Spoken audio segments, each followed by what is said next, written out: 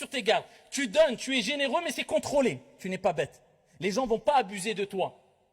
Tu es bon avec les gens, tu es généreux, tu aides, mais tu es sur tes gardes. Tu sais qu'il faut aider, qu'il ne faut pas aider, qui abuse, qui n'abuse pas. Tu fais tout pour ne pas te faire avoir, comme a dit Omar ibn al-Khattab, radiallahu anhu warda, tout en ayant le comportement de base, je suis karim, je suis sahl, je suis facile, je suis généreux, il n'y a pas de problème. Oh, combien de jeunes sont trop gentils, trop bêtes. Parce que quand on est trop gentil sans cadre, on devient bête. Et quand ils, à titre d'exemple, se marient, ils sont à voir. Voilà, une personne, un prétendant ou une prétendante vient en promettant mondes et merveilles, la piété et la vie, voilà, tels les compagnons l'ont vécu, je serai, et il se fait avoir, elle se fait avoir, trop naïf. Là, on a baissé la garde. On n'est plus dans la précaution, on n'est plus dans la vigilance.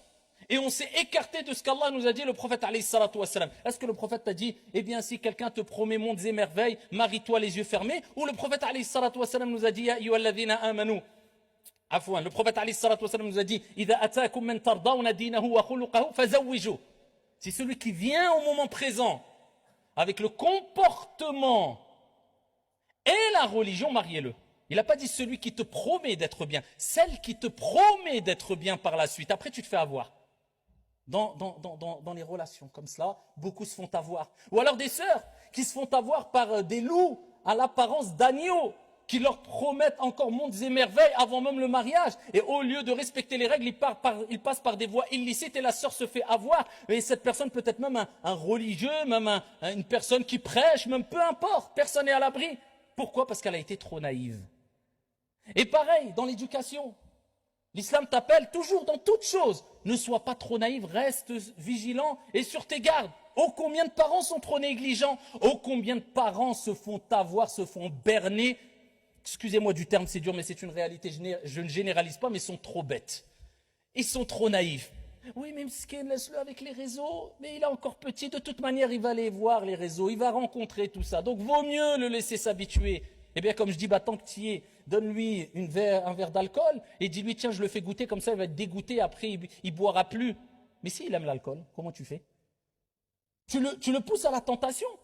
On a entendu il y a quelque temps un homme politique, je n'aime pas parler de politique, mais qui a proposé une loi qui dirait qu'il est interdit aux enfants d'utiliser les téléphones portables avant 11 ans, je crois, et les réseaux avant 15 ans.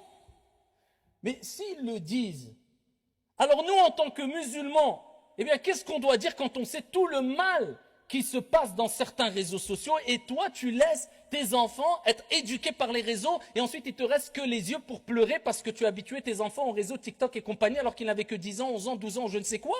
Qu'est-ce que ça lui a apporté? Parce que tu as été trop naïf. Alors que le prophète alayhi salatu wassalam nous a mis en garde sur le fait d'être trop naïf. Le croyant n'est pas naïf. Il ne se fait pas avoir, il ne se fait pas berner, il reste ferme. Oh, combien de gens se font avoir par les mises en gardistes. La personne, elle suit un prêcheur ou un imam pendant des années.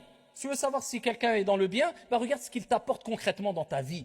T'as un cerveau ou t'es bête? Si tu vois qu'au bout de 10 ans, tu écoutes une personne, au bout de 2 ans, 5 ans, et ton comportement s'est amélioré. Ta relation avec Allah s'est améliorée. Ta relation avec tes parents s'est améliorée. Ta relation avec les gens s'est améliorée. Tu as appris, tu as connu des choses que tu ne connaissais pas. Ton comportement de manière générale, même avec ton Seigneur, s'est amélioré. Eh bien, alhamdoulilah, continue à l'écouter. Non, la personne, elle a écouté, profité d'une personne pendant 5 ou 6 ou 7 ans. Il suffit qu'il y ait un gamer ou un youtubeur qui dit 50 insultes à la minute, qui vient, qui dit attention, faut mettre en garde Akhi, il connaît même pas, il sait peut-être même pas prononcer son nom en arabe sans faire d'erreur. Et la personne, elle envoie un message, je suis troublé, je suis perdu, je ne sais plus qui croire. Un tel m'a dit que vous ne fallait pas écouter tel imam ou tel prêcheur ou tel savant. Je n'ai rien, j'ai aucune solution pour toi. Wallahi, c'était tellement faible et tellement naïf que je peux rien pour toi en fait. Donc, il faut être un peu ferme. Et dans toute chose, la personne, elle doit agir ainsi. Combien de gens se font avoir quand il y a des querelles, des conflits? Une personne vient pleurer devant elle avec des larmes de crocodile. Il m'a fait, elle m'a fait, mon mari, ma femme.